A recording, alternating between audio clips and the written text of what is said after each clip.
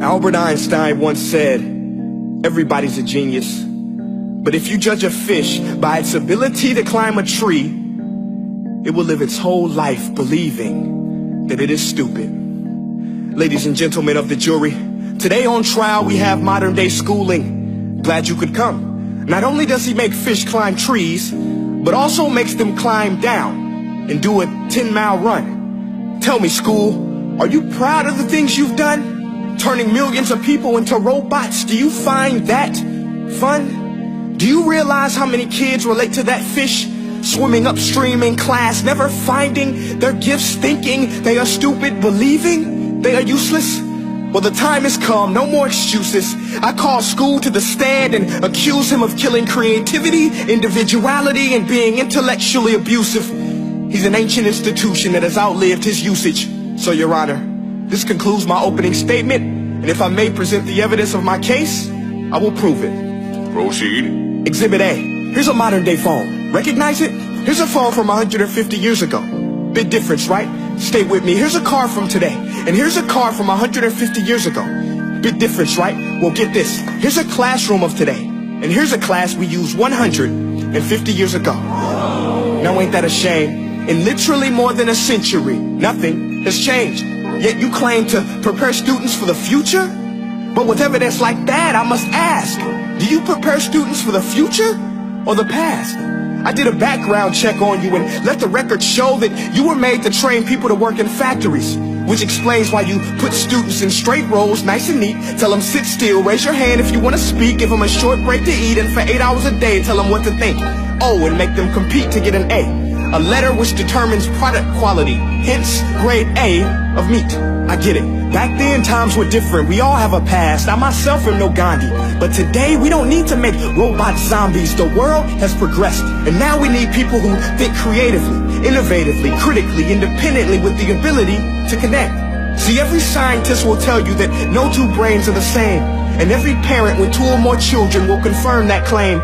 So please explain why you treat students like cookie cutter frames or snapback hats, giving them this one-size-fits-all crap. Watch your language. Sorry, Your Honor, but if a doctor prescribed the exact same medicine to all of his patients, the results will be tragic. So many people will get sick, yet when it comes to school, this is exactly what happens, this educational malpractice, where one teacher stands in front of 20 kids, each one having different strengths, different needs, different gifts, different dreams, and you teach the same thing the same way? That's horrific. Ladies and gentlemen, the defendant should not be acquitted. This may be one of the worst criminal offenses ever to be committed. And let's mention the way you treat your employees. Objection. Overruled. I want to hear this. It's a shame. I mean, teachers have the most important job on the planet, yet they're underpaid? No wonder so many students are short-changed. Let's be honest. Teachers should earn just as much as doctors, because a doctor can do heart surgery and save the life of a kid. But a great teacher can reach the heart of that kid and allow him to truly live. See, teachers are heroes that often get blamed, but they're not the problem. They work in a system without many options or rights. Curriculums are created by policymakers, most of which have never taught a day in their life. Just obsessed with standardized tests. They think bubbling in a multiple choice question will determine success. That's outlandish. In fact, these tests are too crude to be used and should be abandoned, but don't take my word for it.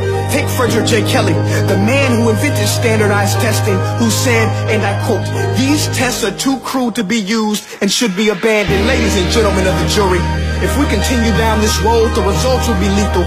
I don't have much faith in school, but I do have faith in people. And if we can customize healthcare, cars, and Facebook pages, then it is our duty to do the same for education, to upgrade it, change it, do away with school spirit, because that's useless. Unless we're working to bring the spirit out of each and every student, that should be our task. No more Common Core. Instead, let's reach the core of every heart in every class. Sure, math is important, but no more than art or dance. Let's give every gift an equal chance. I know this sounds like a dream, but countries like Finland are doing impressive things. They have shorter school days. Teachers make a decent wage. Homework is non-existent, and they focus on collaboration instead of competition. But here's the kicker, boys and girls. Their educational system outperforms every other country in the world. Other places like Singapore are succeeding rapidly. Schools like Montessori, programs like Khan Academy, there is no single solution. But let's get moving, because while students may be 20% of our population, they are 100% of our future. So let's attend to their dreams, and there's no telling what we can achieve. This is a world in which I believe, a world where fish are no longer forced to climb trees. I rest my case.